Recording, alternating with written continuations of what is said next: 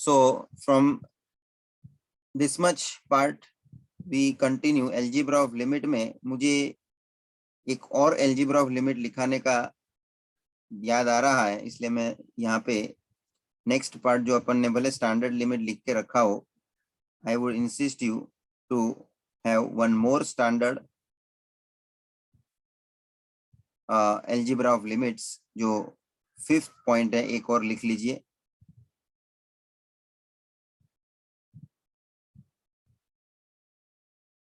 Next number 5th, take down.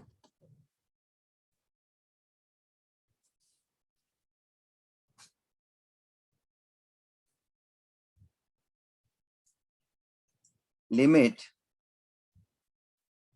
x tends to a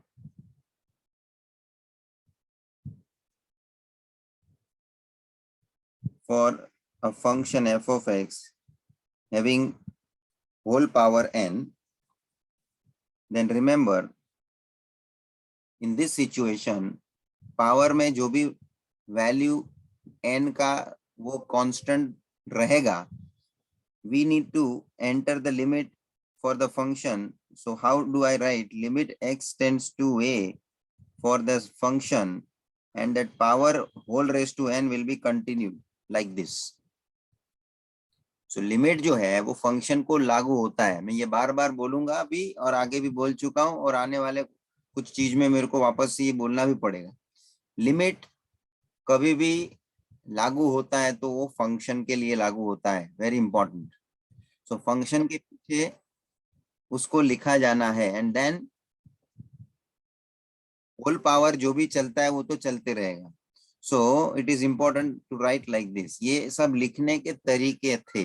by the way, ये एल्जीब्रा of limit का ही मतलब है कि हम कैसे लिखते हैं mathematically. That is what we meant by algebra of limit. Fine, with this part is finished. Next heading मैंने already दिया हुआ था, that is regarding standard limits.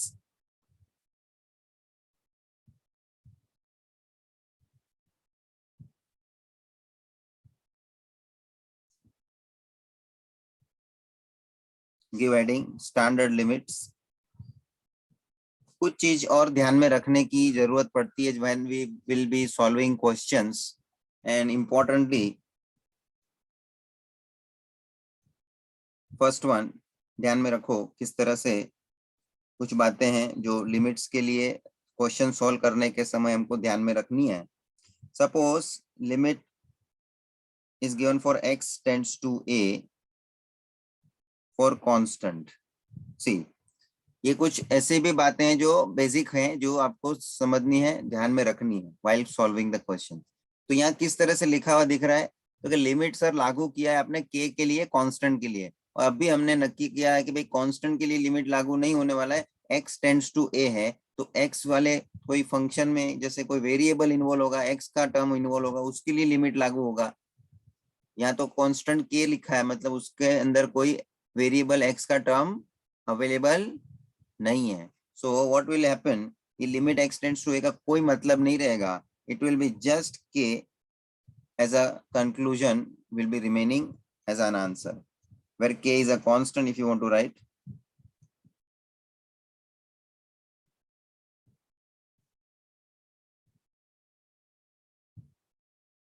Second part,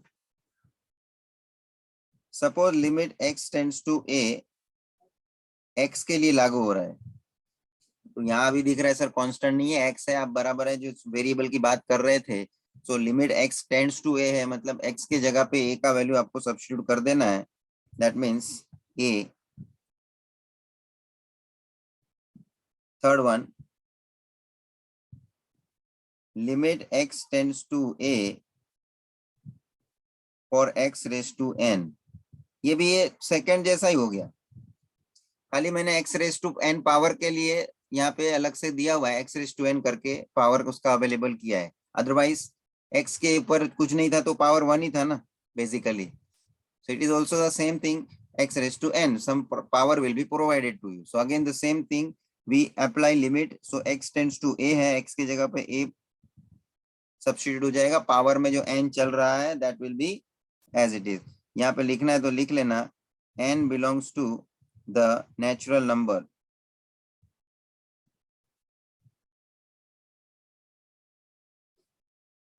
next fourth point, ये बहुत इंपॉर्टेंट है, इसको हम स्टैंडर्ड रिजल्ट के तौर पे भी यूज करेंगे, and that is important as far as when we solve questions specifically of this nature। देखो क्या है, ये स्टैंडर्ड रिजल्ट है, ये एक प्रकार से इंपॉर्टेंट है। Suppose limit is given as x tends to a, ध्यान रखना, इसको आप समझना है। And the function is something is specifically like this, x raise to n minus a raise to n upon x minus a। देखो ये ऐसा ही होना चाहिए जिस तरह से लिखा है मैंने, तो पहले समझ लो किस तरह से होना है। ये एक स्टैंडर्ड फॉर्मेट है, उसका स्टैंडर्ड रिजल्ट है। क्या रिजल्ट होगा, तो कि n नीचे आ जाएगा पावर में से, और a के पावर में n में से 1 डिडक्ट हो जाएगा। सो रिजल्ट को बाद में देखेंगे अपन, पहले ये फॉर्मुलेशन कैसे हुआ ये ध्यान में लेना है। ये फॉर्मुलेशन बराबर से समझ में आना चाहिए, और इसी सिचुएशन के हिसाब से जो आपके सामने आता है तो आप इसका रिजल्ट इस तरह से आप लिख सकते हो, दिस इज स्टैंडर्ड रिजल्ट।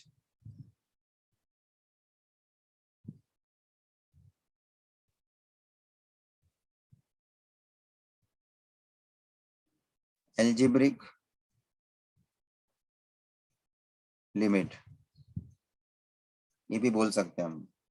अभी देखो जरा फॉर्मुलेशन क्या है, तो क्या लिमिट कंपल्सरीली जो x टेंड्स टू a है उसके आधार पे, पहले तो x raise to n minus a raise to n जो है, यहाँ पे बीच में माइनस ही होना चाहिए कंपल्सरी, बीच में क्या होना चाहिए, माइनस। x के पावर में भी n ही होना है, जो वही n a के पावर में होना चाहिए कंपल्सरी, मतलब उसका पावर और इसका पावर अलग नहीं हो सकता। इधर भी समझो पावर में 5 है तो उसमें भी a के पावर में भी 5 होना चाहिए। सिमिलरली नीचे भी आप डिनोमिनेटर को ऑब्जर्व करो तो x माइनस a होना चाहिए, सेम x और a का हिसाब है, देख लो नीचे, और दूसरा बीच में माइनस होना जरूरी है। ये सब मेन बातें हैं जो आपको इस रिजल्ट को लाने में ये लाना पड़ेगा। कभी कभी क्या होता है, उन लोगों ने इसका स्टैंडर्ड फॉर्म में नहीं दिया रहता है तो हमको लाना पड़ता है, और कंपल्सरीली जो a है यहाँ पे वही a के हिसाब से लिमिट की वैल्यू भी x टेंड्स टू a ही होना चाहिए। इधर a है तो इधर भी यही है, देख लो।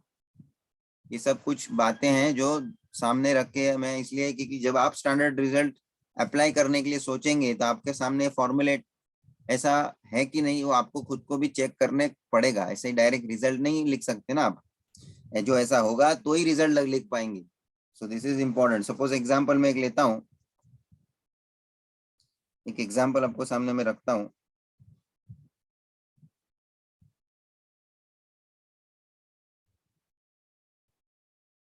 Limit x tends to 2, x raise to 5 minus 2 raise to 5 upon x minus 2। अब देखो इसका हिसाब है ना, स्टैंडर्ड रिजल्ट जो मैंने ऊपर लिखा फोर्थ वाला, उसके जैसा ही एग्जांपल है similar. x raise to n के जैसे इधर है x raise to 5, x a raise to n के जगह पे 2 रेज टू 5, और नीचे है x माइनस a के जगह पे x माइनस 2, और वही 2 जो है value x tends to 2 limit के लिए अप्लाई हुआ है। So here the result will be applicable as 5 into 2 raised to 5 minus 1, this will be 5 into 2 raised to 4, whatever the answer will be there you can conclude 80 sir। Correct. सो ये result लागू करने के लिए आपको format पता होना चाहिए, ये बात थी। और ये धीरे धीरे थोड़ा लेवल बढ़ाते जाना है, इसमें भी आपको काफी डिफिकल्टी लेवल बढ़ाएंगे कि भाई स्टैंडर्ड रिजल्ट में नहीं है तो भी लाना है, तो कैसे लाएंगे, लाने के बाद रिजल्ट लागू करना है, ऐसे ही तो आप लोग नहीं कर पाएंगे। तो वो चैलेंज हो जाता है कि बना बनाया हुआ स्टैंडर्ड फॉर्म दिया है तो बात बहुत इजी हो जाती है, जैसे अभी मैंने एग्जांपल के सामने आपके रख के दिया। लेकिन जब वो पहले से स्टैंडर्ड फॉर्म में नहीं है तो हमको कैसे ना कैसे करके उसको लाना है, तो वो सोचना पड़ेगा। ये कहीं ना कहीं वो बाद में चैलेंज बढ़ती भी है। तो this was one thing that I have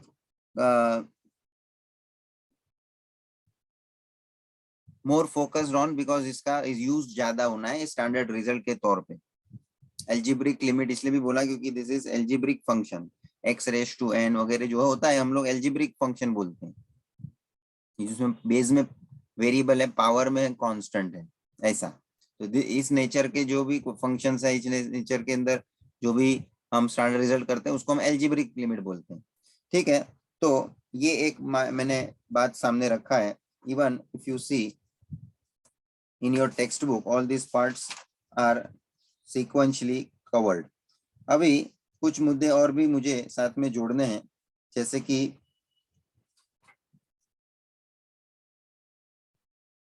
limit के बारे में कुछ और फैक्ट्स जो है वो जो हमको ध्यान में रखनी है। नेक्स्ट हेडिंग दीजिए।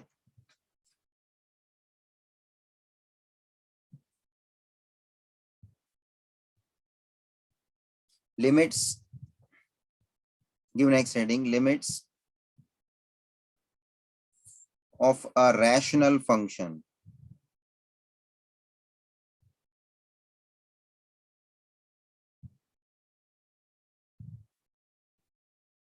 ये क्या पॉइंट मैं डिस्कस करने जा रहा हूं, ध्यान दीजिएगा और लिखते जाइएगा, साथ में समझना है, इजी है। मगर क्या अपने को लिमिट के कंसेप्ट में, सर ऊपर करो ना, मैं लिख रहा हूँ। यस, लिमिट के कंसेप्ट में ये बहुत ही इंपॉर्टेंट मुद्दा है कि रैशनल फंक्शन के टाइम अपने को लिमिट को किस तरह से कंसिडर करने का।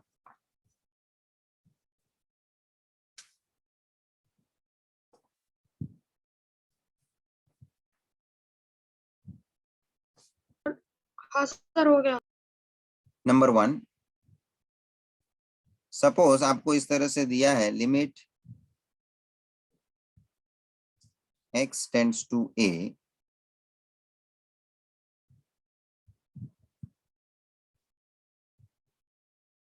f of x upon g of x।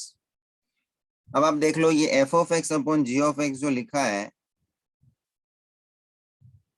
ये फंक्शन है। लिमिट लागू जो हुआ है वो limit x tends to a है। तो मेरा जो ये f of x upon g of x है वो एक प्रकार से क्या है, रैशनल फंक्शन है। क्या है, rational, because it is given in terms of ratio f of x upon g of x। तो this is what rational function. अभी ये पूरे को लिमिट तो लागू होता है, जैसे एल्जेब्रा ऑफ लिमिट में आपने देख लिया कि भाई न्यूमरेटर अपॉन डिनोमिनेटर है इस तरह से, तो लिमिट न्यूमरेटर को भी लागू हो रहा है और लिमिट डिनोमिनेटर को भी अलग से लागू हो रहा है। तो वेरी इंपॉर्टेंटली यहाँ एक चीज ध्यान रखने की, लिमिट लागू तो आप कर लो, लेकिन लिमिट लागू करने के हिसाब से आपको जो आंसर मिलेगा कि भाई समझ लो मैं लिमिट को अप्लाई किया f ऑफ x को भी और नीचे डिनोमिनेटर में भी लिमिट अप्लाई किया g ऑफ x को भी, लेकिन इसमें ऐसा हो सकता है कि डिनोमिनेटर का आंसर 0 हो जाए, क्योंकि आप जब भी a की वैल्यू इसमें रखोगे कैलकुलेशन होगा, कुछ भी होगा, जो भी होगा, जो भी एक्सप्रेशन दिया होगा आपको डिनोमिनेटर में, after substituting x value when you solve maybe the answer is 0। तो ये पॉसिबल नहीं हो सकता। इस केस में we can say it is not defined. क्या बोल सकते हैं हम, नॉट डिफाइंड। सो डिनोमिनेटर कभी भी 0 नहीं हो सकता। तो यहां मैं लिखता हूं since denominator cannot be negative, cannot be 0, and suppose if it is coming 0, if denominator is 0, then we can say then we can say limit x tends to a, f of x upon g of x does not exist, does not exist. क्योंकि upon में 0 होता है तो वो तो not define के case में चल जाएगा, और वो नॉट डिफाइन के हिसाब से होगा तो मेरा लिमिट वो जो होगा वो यहाँ इस फंक्शन के लिए डज नॉट एग्जिस्ट के बेसिस पे मुझे कमेंट लेना है। तो ये ध्यान रखना है कि कभी भी पहला प्रेफरेंस ये रखना है आपको कि डिनोमिनेटर 0 नहीं आने के लिए क्या कर सकते हैं आप। क्वेश्चन स्पेसिफिक बातें हैं, लेकिन ये जनरल में अभी बता रहा हूँ इसलिए क्योंकि वाइल सॉल्विंग क्वेश्चन कहीं ना कहीं ये मुद्दे को हम लोग ध्यान में रख सकते हैं और रखना चाहिए, जरूरी है। तो ये एक हिसाब हो सकता है। अब एक बात में ध्यान में इसमें से ये सिचुएशन में से क्या मिलती है आपको, क्योंकि सर डिनोमिनेटर 0 आया ना तो ही मेरा पूरा ये मामला डज नॉट एग्जिस्ट पे चला गया। सो एक मुद्दा है डिनोमिनेटर 0 होने का। अच्छा, अभी कोई ऐसा एग्जांपल भी हो जाएगा जिसमें जरूरी नहीं डिनोमिनेटर 0 ही होगा। समझते कि नहीं, मैंने x की वैल्यू x लिमिट लागू किया डिनोमिनेटर में, तो जरूरी नहीं है कि डिनोमिनेटर का आंसर 0 ही मिले। Denominator can be apart from 0 non 0 term also. तो वो उस केस में मेरा कोई नॉट डिफाइन वाला डज नॉट एग्जिस्ट वाला सिचुएशन नहीं भी बन सकता है। सो देयरफॉर वी कैन से कि भाई denominator can be 0 in this case, and sometimes denominator is not going to be 0. So in the second situation we can say denominator is not 0. अब डिनोमिनेटर जब 0 नहीं होना है तो सीधी बात है कि आपके लिए काम आसान हो जाता है, सिचुएशन एकदम सिंप्लीफाइबल है कि भाई आगे आप कैलकुलेशन कर लो, उसमें कोई प्रॉब्लम नहीं होने वाला है। सो देयरफॉर डायरेक्टली जो भी आपका आंसर होगा वो आप निकाल सकते हैं। So just you have to give this heading denominator is not 0, second situation. यहाँ मैंने डिनोमिनेटर कैन बी 0 करके 0 वाला सिचुएशन लिया है। If denominator is 0 then what happens वो आपको सामने मैंने रख दिया है। बट जो डिनोमिनेटर 0 नहीं है तो बात आसान हो जाएगी। और अब आप बोलेंगे सर न्यूमरेटर के बारे में आप कुछ नहीं बोलते हैं, तो कि न्यूमरेटर में आंसर 0 हो या ना हो, तो हो सकता है कि न्यूमरेटर 0, न्यूमरेटर कैन बी 0। तो न्यूमरेटर कैन बी 0 मतलब क्या होता है, 0 अपॉन एनीथिंग हो जाएगा तो क्या हो जाएगा, 0 आएगा ना, यस और नो। अब आप ऐसा बोलेंगे सर। सर न्यूमरेटर के साथ साथ डिनोमिनेटर भी 0 हो सकता है क्या, न्यूमरेटर के साथ साथ डिनोमिनेटर भी 0 हो सकता है क्या, तो हो सकता है ना। तो उसमें न्यूमरेटर 0 होने के कारण हम लोग आंसर 0 ले लेंगे। Numerator and denominator both 0। तो 0 अपॉन वो 0 आने के लिए, लेकिन अपन क्या देखेंगे, न्यूमरेटर 0 हो गया ना तो आंसर क्या करने का, 0। तो ये कुछ सिचुएशन आपके सामने आएगा जब भी आप क्वेश्चन सॉल्व करोगे। This are some exceptional situation. Mostly कौन सी सिचुएशन आपके सामने आती है, तो कि ज्यादातर करके 0 डिनोमिनेटर 0 नहीं होता है, ये वाली सिचुएशन आती है। मैंने पहले ही वो सिचुएशन को ध्यान में रखा है, डिनोमिनेटर कैन नॉट बी 0। इसी के आधार पे आगे के क्वेश्चंस आपको देखने मिलेंगे, उसी के अंदर आपको ज्यादा केसेस मिलेंगे। मगर बाकी की सिचुएशन भी हो सकती है, that one can not deny कि इस तरह के सिचुएशंस भी आ सकते हैं।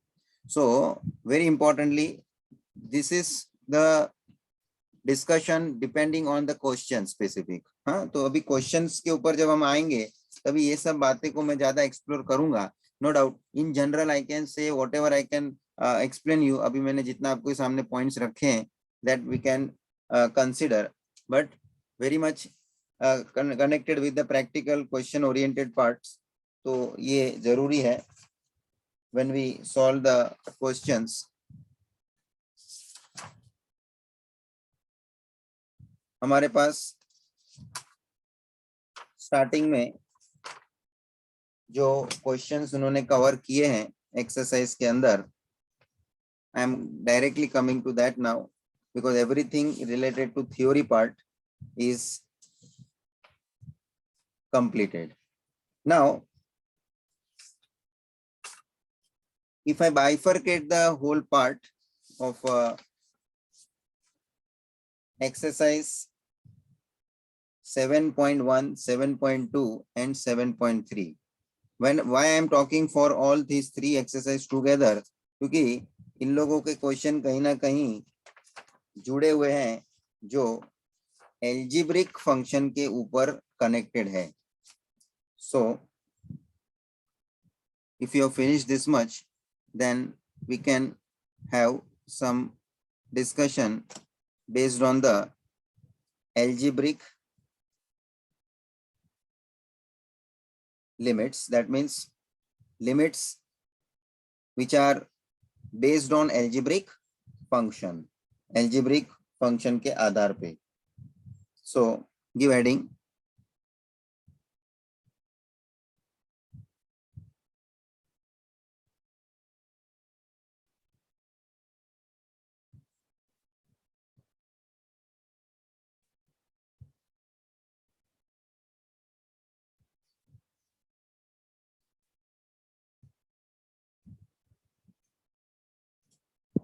उसमें फर्स्ट है direct method.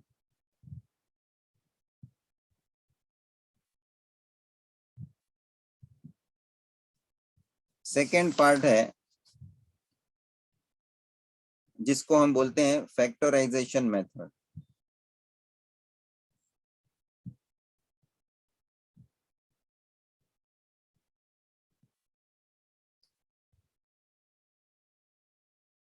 Third part is based on the rationalization.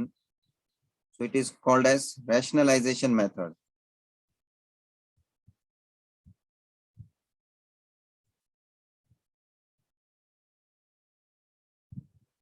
और डायरेक्ट मेथड के साथ साथ कहीं ना कहीं आगे चल के सब्स्टिट्यूशन मेथड भी आएगा.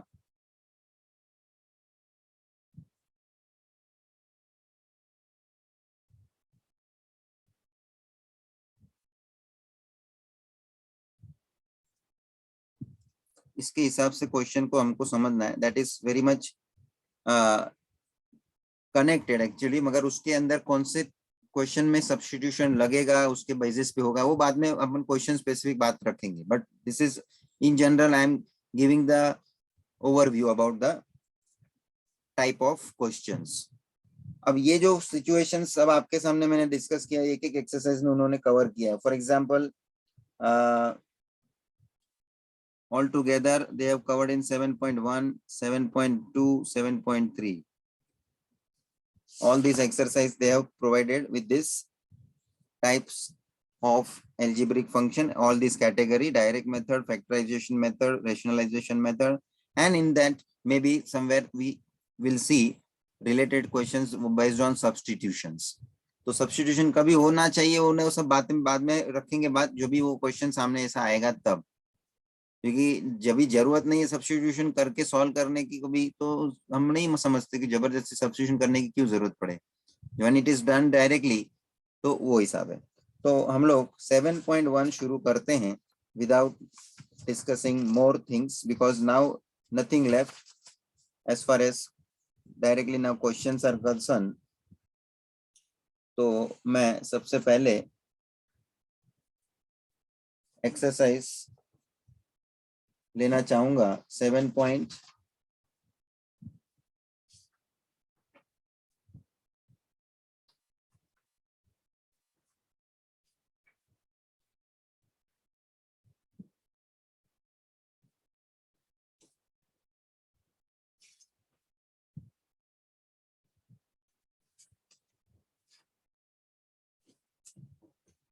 7.1.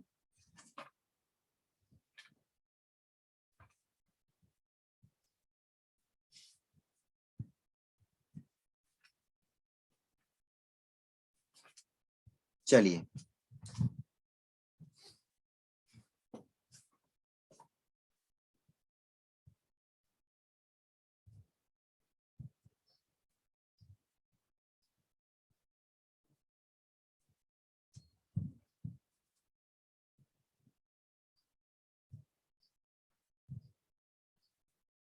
Question number 1, evaluate the following limits.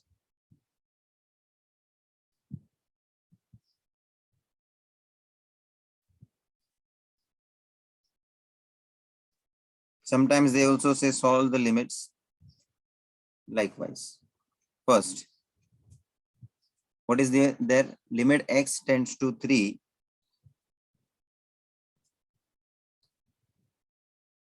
root x plus 6 upon x.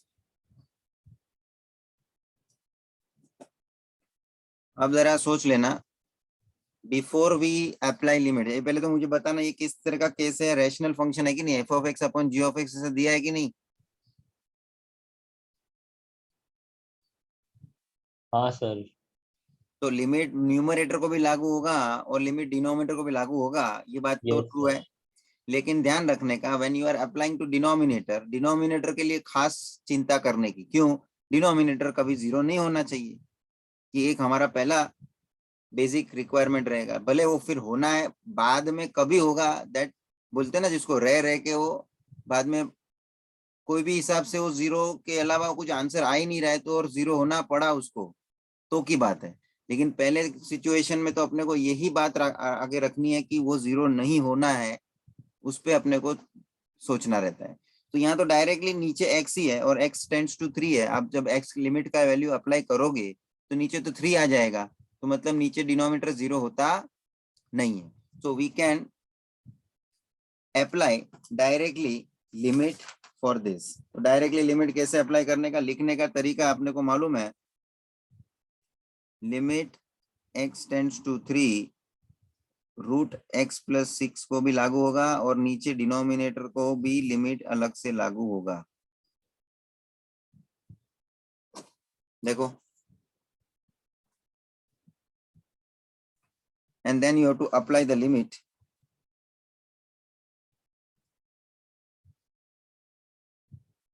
Apply the limit in the sense x के जगह पे x tends to जो भी वैल्यू है वो रख देने का।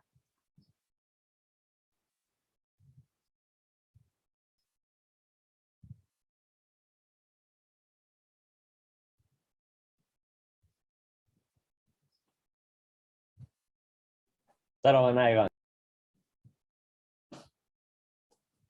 बराबर है। और दूसरी एक बात इंपॉर्टेंट मुझे यहाँ रीजन में लिखवाने की इच्छा होती है कि जब भी मैंने लिमिट लागू किया,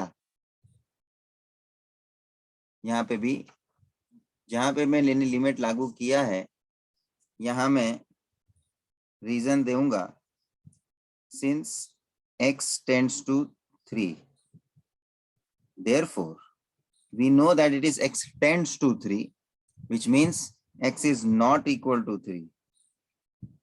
बराबर है ना, ये आपने देखा है। और उसके वजह से मैं ये भी बोल सकता हूं x minus 3 is not equal to 0।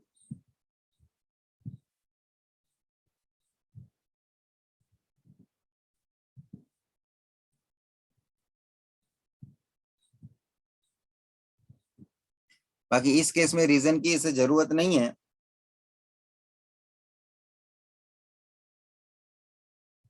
चलिए आगे बढ़ेंगे।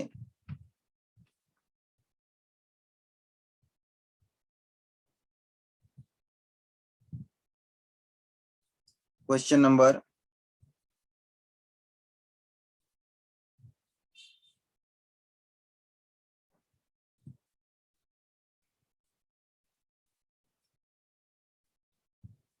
2 पे आता हूं।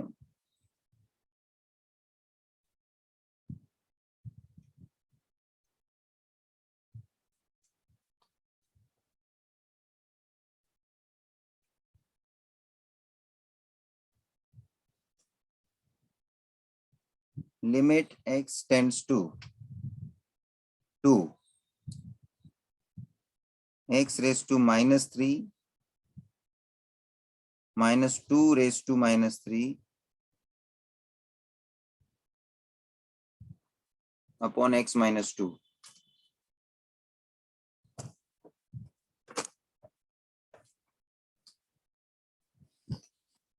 ठीक है, अभी देखो मैंने एक स्टैंडर्ड रिजल्ट भी लिखवाया हुआ है, उस पे आप फोकस करो। क्या था standard result?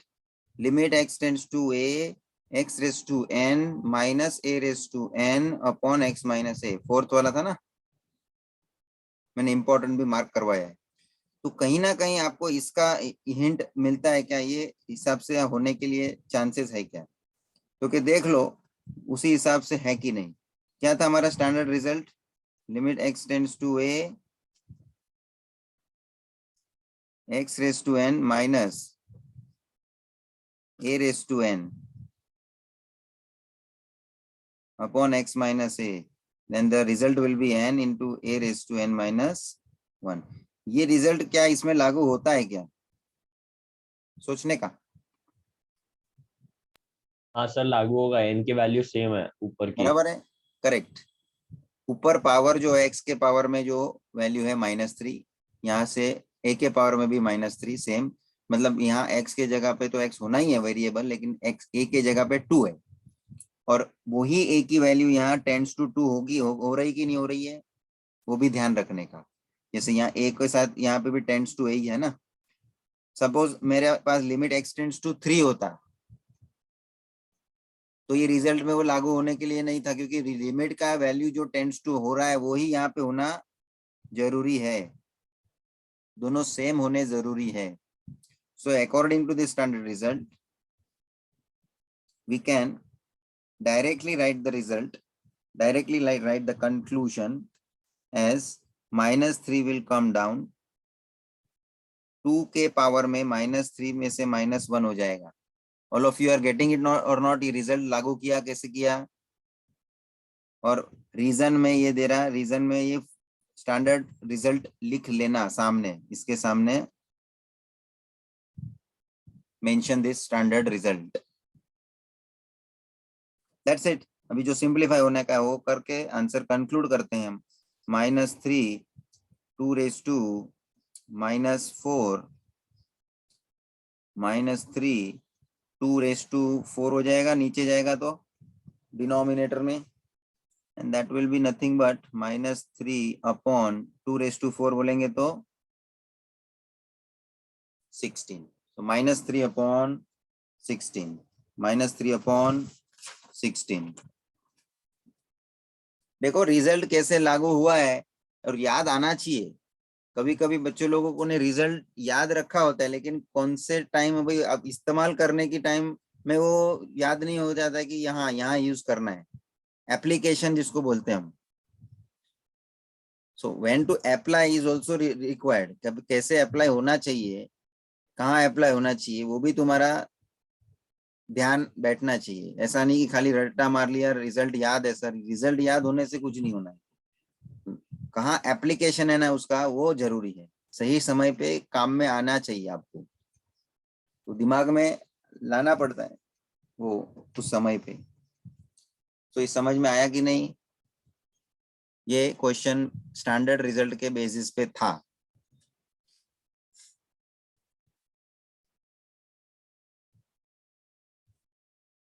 Shall I move forward further? आपको ये कुछ यहाँ पूछना हो तो बात करो।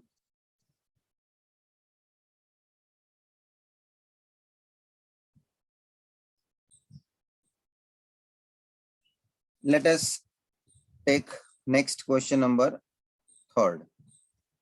क्या दिया है देखो, limit x tends to 5 x cube minus 125 upon x raise to 5 minus 3125। देखो अब ये भी कहीं ना कहीं मुझे सर इसको कन्वर्ट कर सकते हैं ऊपर का जो 125 पाई क्यूब में। करेक्ट, कहीं ना कहीं मुझे ये स्टैंडर्ड रिजल्ट के लिए ये यूज होगा ऐसा मुझे दिख रहा है। तो मगर मेरे पास यहाँ पे x रेस टू n के साथ a रेस टू n भी होना चाहिए ना। तो 125 को मैं क्या लिख सकता हूँ? 5⁵ sir, 5⁵. Correct, 5³ and in the denominator x raise to 5 तो है ही, साथ में 3125 का मुझे चाहिए। तो आप फैक्टर लेके देखो सर 5:5 ही होता ना शायद. 5:5 होगा कि नहीं, एक बार चेक करो, क्योंकि बहुत से स्टूडेंट को मालूम नहीं पड़े तो अपन चेक करना इजी रहेगा, जरूरी रहेगा। सब लोग फैक्टर निकालो please, we are doing together, साथ में वर्किंग दिखाना है, आपको भी समझ में आना चाहिए।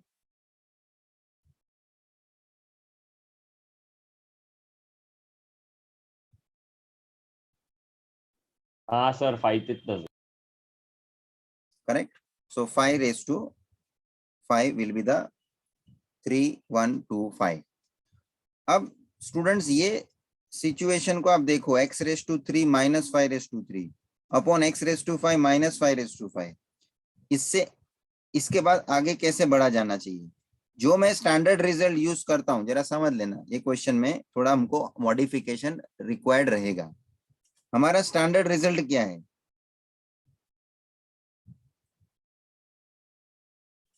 Okay, limit x tends to a, x⁵n minus a⁵n upon x minus a। तो आपको यहां दिखता है न्यूमरेटर में x⁵n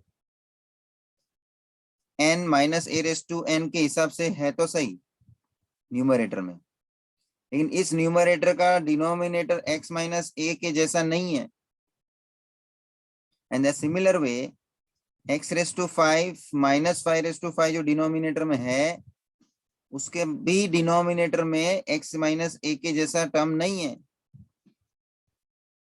so what I wanted to do, यहाँ मैं कुछ इंट्रोड्यूस करके इसको लाने की कोशिश करूंगा। किसको लाने की कोशिश करूंगा? कि अपॉन में जो x माइनस a का जो टर्म हमको नहीं मिल रहा है, उसको मैं लाने की कोशिश करता हूँ। किस तरह से? देखो यहाँ पे ये टेक्निक सब याद रखना, ध्यान में रखना, क्योंकि बार बार कहीं ना कहीं ये सब टेक्निक्स आपको रिकरिंगली यूज होगी। इसलिए इसका एक जो आइडिया है, इसके पीछे का जो तरीका है करने का, वो ध्यान में रखना है। So what I am going to do, dividing numerator and denominator by x minus 5। देखो भाई मैं क्यों कर रहा हूं, आपको अभी समझ में आ जाएगा। तो स्टैंडर्ड रिजल्ट लाने के लिए कर रहा हूं ऐसा। लिमिट x टेंड्स टू 5 बार रहने दो। देखो मेरा ब्रैकेट बड़ा हो गया, क्योंकि मेरे को न्यूमरेटर x³ माइनस 5³ में उसके डिनोमिनेटर में डिवाइड करना है x माइनस 5 से, ये 1 हो गया। और भाई साहब जो x⁵ माइनस 5⁵ है, उसको भी मुझे x माइनस 5 से डिवाइड करना है कि नहीं करना है? ये बहुत इंपॉर्टेंट स्टेप हो गया। ये स्टेप सबको समझ में आया कि नहीं? क्या किया? Dividing numerator and denominator by x minus 5। और क्यों x माइनस 5 से ही डिवाइड किया? क्योंकि जो स्टैंडर्ड रिजल्ट हमको लाना है, उसके मुताबिक जो डिनोमिनेटर में होना चाहिए, वो डिनोमिनेटर का टर्म नहीं दिख रहा है, और वो नहीं होगा तब तक वो स्टैंडर्ड रिजल्ट लागू नहीं हो पाएगा। Therefore I need that denominator term, और उसी के लिए मैंने उसको इंट्रोड्यूस किया। एक्चुअली बोला जाएगा तो डिनोमिनेटर में से x माइनस 5 कैंसिल होता है ना, तो जैसा था वैसा आ जाएगा, लेकिन I don't want to cancel it. मैंने इंट्रोड्यूस इसीलिए तो किया है कि जिससे कि वो स्टैंडर्ड रिजल्ट बन जाए, कैंसिल करने के लिए थोड़ी इंट्रोड्यूस किया है। तो फाइनली स्टैंडर्ड रिजल्ट अप्लाई करेंगे ना। यस, बट एक मिनट, एक स्टेप और करने का जरूरत है इधर। इज इक्वल टू लिखने का, लिमिट जब भी लिखते हैं उसके पहले इज इक्वल टू करने का, ये सब ध्यान रखना। लिमिट जो है अब मेरा ये f(x) अपॉन g(x) जैसा हो गया ना, न्यूमरेटर अपॉन डिनोमिनेटर, याद आता नहीं वो एल्जेब्रा ऑफ लिमिट?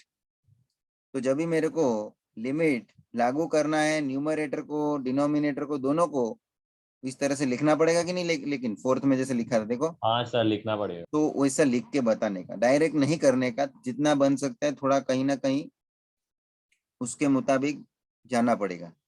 तो limit will be shown for numerator also separately and denominator also.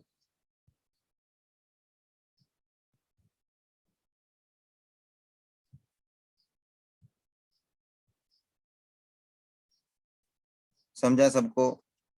और यहाँ पे हम ये स्टैंडर्ड रिजल्ट का यूज करके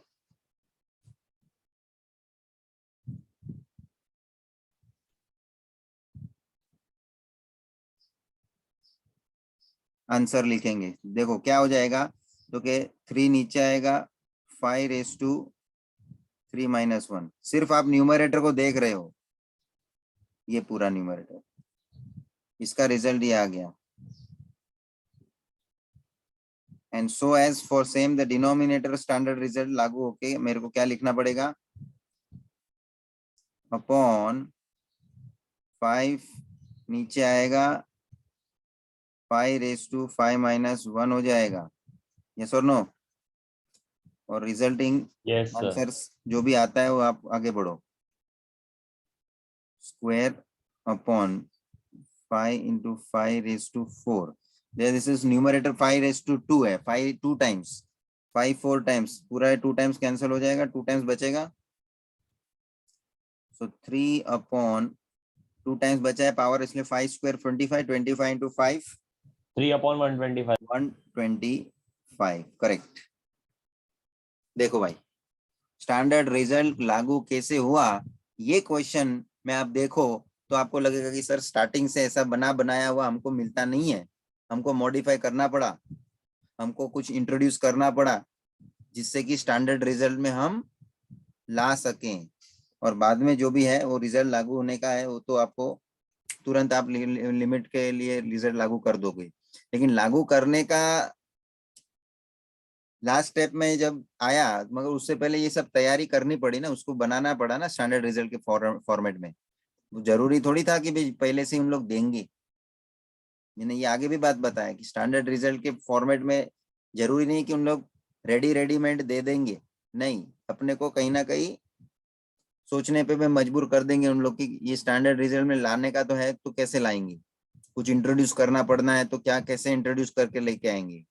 ये बहुत जरूरी बातें हैं, समझने वाली बातें हैं, ये जो टेक्निक वगैरह होती है वो थोड़ा आप लोगों के अंदर अभी इन्वॉल्व करते जाना है, क्योंकि यही सब टेक्निक्स आगे चल के कहीं ना कहीं यूज होने वाली है, तो ये फिर बात आपके लिए फिर कॉमन हो जाएगी, नई नहीं रहेगी।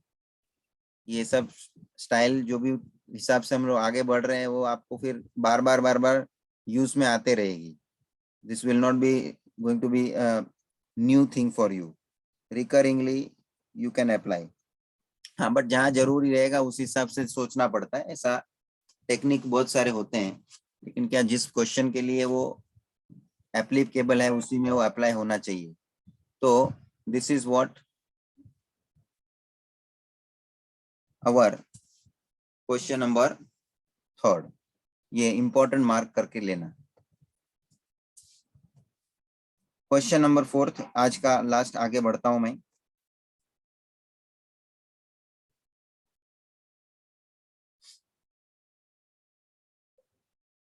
चलिए,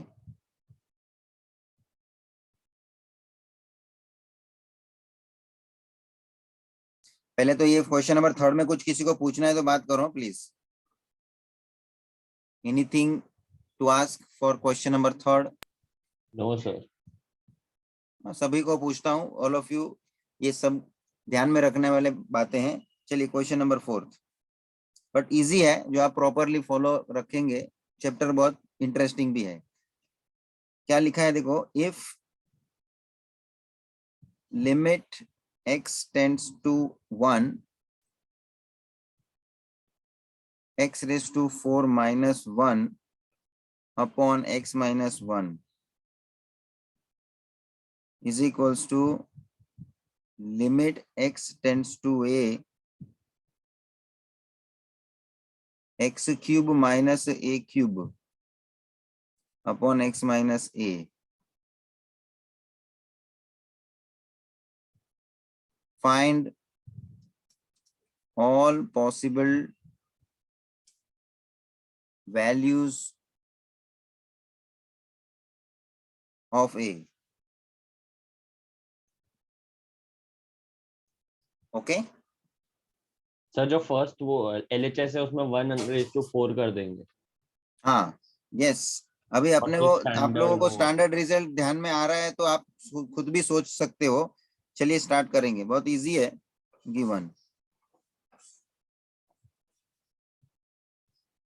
गिवन लिखो, x⁴ - 1 upon x - 1 is equals to limit x tends to a x³ - a³ upon x - a। ठीक है, अब देखो, आपको लेफ्ट हैंड साइड और राइट हैंड साइड में दोनों साइड में लिमिट दिया और बीच में इक्वल्स टू है, तो आप जब स्टार्टिंग में करोगे तो देयरफॉर करने का। ये भाई सब छोटी छोटी बातें ध्यान रखना है। अब जब भी सिंगल क्वेश्चन सॉल्व करते हो, जैसे अभी देखो थर्ड क्वेश्चन सॉल्व किया, तो जब भी आप लिमिट लिखते हो तो लिमिट के पहले इज इक्वल टू करते हो। ध्यान में आ रहा है ना ये बात? तो अब यहाँ तो खुद LHS RHS में बीच में इज इक्वल्स टू बीच में है ही पहले से, तो आप लोगों को स्टार्टिंग में क्या करना चाहिए? देयरफॉर। अच्छा, पहले लिमिट के फंक्शन में मुझे स्टैंडर्ड रिजल्ट का हिसाब दिख रहा है। जैसे इसको मैं कर दूं x⁴ - 1 को 4 पावर कर सकता हूँ कि नहीं? 1⁴ बोलेगा तो 1 ही होता है ना? Yes or no? Upon x - 1 as it is equals to limit x tends to a x³ - a³ upon x - a। Getting? Sir दोनों साइड अप्लाई हो सकता है standard yes yes yes yes, हमको लिमिट के लिए दोनों साइड स्टैंडर्ड रिजल्ट में आ चुका है ऑलरेडी। राइट हैंड साइड में तो पहले से स्टैंडर्ड फॉर्म में था ही, खाली एक बार आपको चेक करने का कि जो लिमिट का x टेंड्स टू 1 का वैल्यू है, क्या वही 1 x - 1 में 1 है कि नहीं है, ये जरूरी है तुमको चेक करना। तो यहाँ है 1 और यहाँ a x tends to a है, वही a यहाँ पे है। दूसरी बात ये चेक करने का बीच में माइनस है कि नहीं, और स्टैंडर्ड रिजल्ट में तीसरी बात ये चेक करने की कि ऊपर न्यूमरेटर में x के पावर में जो है वही a के पावर में है कि नहीं। ये 3 मुद्दे चेक करने का स्टैंडर्ड रिजल्ट में है, उसके पॉइंट ऑफ व्यू। चलो, तो ये स्टैंडर्ड रिजल्ट में है, क्लियर है। और रिजल्ट क्या लागू होगा? 4 नीचे आएगा, 1⁴ - 1 इज इक्वल्स टू, यहाँ पे भी स्टैंडर्ड रिजल्ट लागू होगा RHS सर में। एक स्टेप रही है वो जो लिमिट बनने और न्यूमरेटर डिनोमिनेटर में सब्स्टिट्यूट करो। नहीं बेटा, आज डायरेक्ट स्टैंडर्ड रिजल्ट में આવી ગયું ને? બંને તમે ઉપરના ક્વેશ્ચનમાં પણ ન્યુમરેટરમાં જાય છે ડિનોમિનેટરમાં લિમિટ જાય છે હા, શું હવે દેખાય સાંભળ. અહીંયા न्यूमरेटर में, इधर मेरे पास न्यूमरेटर में सेपरेटली वो पूरा अच्छा हाँ स्टैंडर्ड रिजल्ट बना हुआ है, यहाँ डिनोमिनेटर में सेपरेटली पूरा स्टैंडर्ड रिजल्ट बना हुआ है। ये बात थी, इसमें ऐसा है क्या? यस सर समझो समझा ना? हाँ, तो लिमिट लागू हो रहा है अकॉर्डिंग टू स्टैंडर्ड रिजल्ट। सो 3 नीचे आएगा, a के पावर में 3 - 1 हो जाएगा। Next step, 4 × 1⁵ is equals to 3 × a², मतलब 4 इज इक्वल्स टू 3a², मतलब a is equals to a² is equals to क्या हो जाएगा? 4/3, और आप स्क्वायर रूट निकालोगे तो this will be a is equals to +or - √4/3। This is nothing but +or - 4 का square root 2 upon √3। So a का वैल्यू मिल चुका है। ध्यान रखने का, ये स्टैंडर्ड रिजल्ट अपने आप में एक स्पेसिफिक फॉर्मेट है, उसके लिए जो चाहिए वो आपको लाना है, या उस हिसाब से ला सकते हो, उस हिसाब से अपने को कुछ मॉडिफिकेशन सोचना रहेगा। कुछ क्वेश्चंस में अपने को जरूरी है उस हिसाब से। अब जैसे मैं एक क्वेश्चन लेके खत्म करता हूँ, आपको और अच्छा प्रैक्टिस देगा। मैं ऑर्डर में जा रहा हूँ मेरे हिसाब से। अभी मैं ले रहा हूँ नेक्स्ट क्वेश्चन नंबर 4।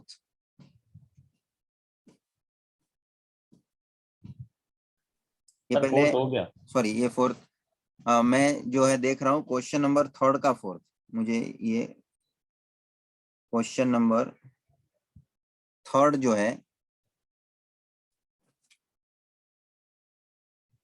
ये उसका 4th लेना है। देखो आपको दिख रहा है question, limit x tends to 5, limit x tends to 5 for the function x cube minus 125 upon x square minus 25।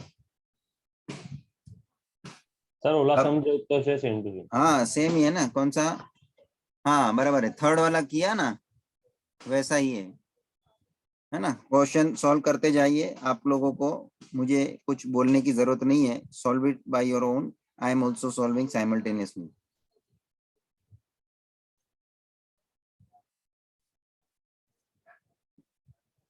देखो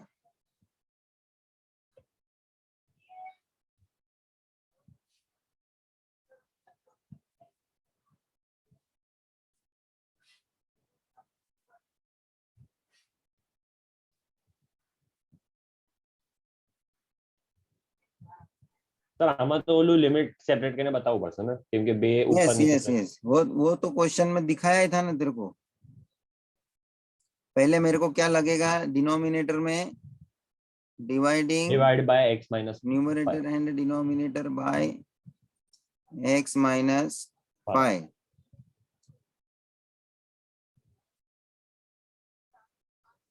और एक आपको स्टेप कम करना हो तो मैं देखो लिमिट भी है ना एक्स सेपरेट करके ही लिख रहा हूँ न्यूमरेटर में, तो आपका एक स्टेप इनडायरेक्टली कम हो जाएगा।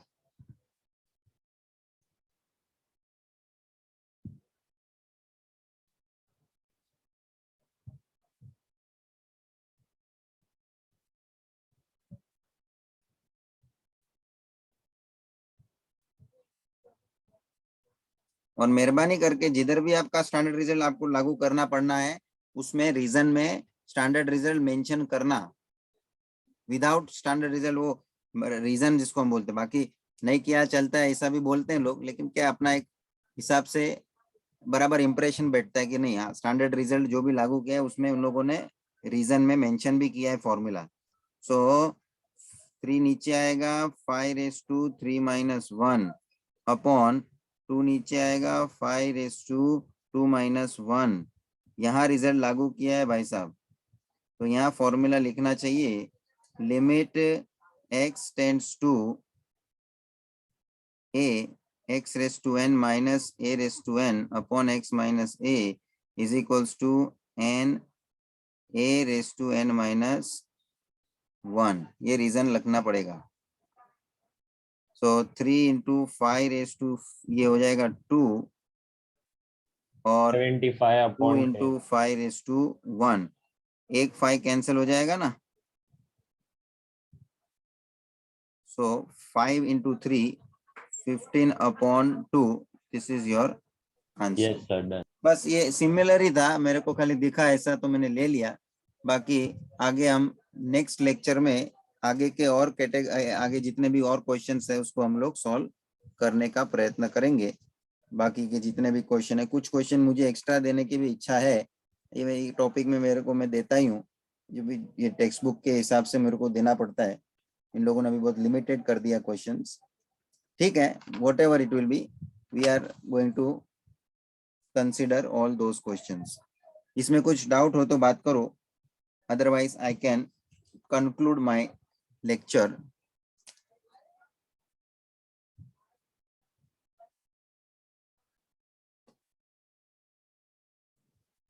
ठीक है, तो यहाँ हम कंक्लूड करते हैं। Next lecture we will continue with the further questions. Thank you.